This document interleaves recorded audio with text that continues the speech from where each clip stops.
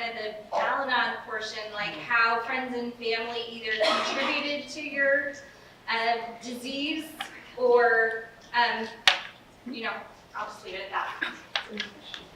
Who wants to go? So when I say my name is Gary, I'm also an alcoholic. It's because I'm also an Al-Anon. My father was an alcoholic. I became the man that I didn't like. So I was raised by an alcoholic and I picked up all those character traits. So I still attend Al-Anon meetings. I understand that if I would have found Al-Anon first or L-Team as a counseling or therapist, let's say, I probably wouldn't have drank. I probably would have understood there was a solution and that it wasn't me, it was people. So I've said this for many years, even though I'll be 28 years sober, I think it hit me, 18 years ago, that if I didn't have if the sobriety didn't mean so much to me, I probably would try to drink like a normal person now, because now I understand the disease. But I don't take that chance, because as he said, his third college, I did my third college, and I still said, the hell with it. Thank you. Anybody else? I was gonna go. Go. No, please go ahead. Beauty before age, go. For me, growing up Latino, in case you didn't notice, Me too. I always said that in the Mexican culture, we don't have alcoholics because we don't think it's a bad thing to drink. It's Tuesday, let's have a beer. It's a birthday party, well, of course we're gonna drink. It's a wedding, oh yay, let's drink. So I didn't think I had a problem. My family always had beer and alcohol in the house. It was never an issue. I think my mom, without wanting, did enable me a little bit because she always gave me extra money when I moved out. It's like, here's a little something to go have fun. It's like, yeah, Mom, you don't even know. And then I became a drug dealer, and the dealer was my friend, the one that sold me, and he would let me slide. So I did all my product, never do your own product.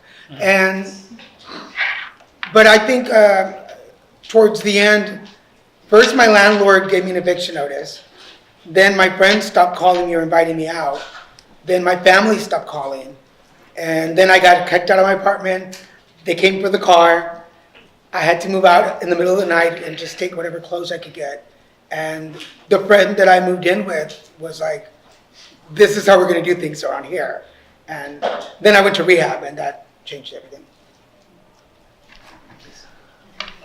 So I know I look Latino, but I'm actually Persian. And in our community, it's to be a drug addict is it's a stigma, it's a taboo, especially when your parents are doctors and scientists and things like that. So to become a full-blown drug dealer, my mom definitely did not want to accept that I was an addict or an alcoholic, and I like to pull the wool over her eyes. And for the longest time, she was not exposed to Al-Anon. She was a helicopter mom. She was also very codependent. I mean, like in our community, in the Persian community, we have our own codependency anonymous meetings. No joke. And so once she caught wind of Al-Anon, and I think by the time she was probably a brown belt in Al-Anon, she was catching on to me, and that's when I got kicked out of the house. I mean, I was 35 years of age, run my life into the ground. She told me to leave. I have no place in her life, and I need to go find my way. And I think by the time I went to treatment, she was probably a black belt. And then I realized there's no way back into her life unless I really get sober and go into AA and treatment. I think for me, I definitely was enabled a bit from my mom, and I can say she's here tonight actually. But I can just say it. I'm from the East Coast. I'm from Philadelphia, and I think when things started to get really bad for me, it was my dad. It was like, sort of washed his hands with me, and he was like, "You're out. You're done." And my mom, still really wanted to hold on, and because it's tough on your family. Like they think they can still like save you.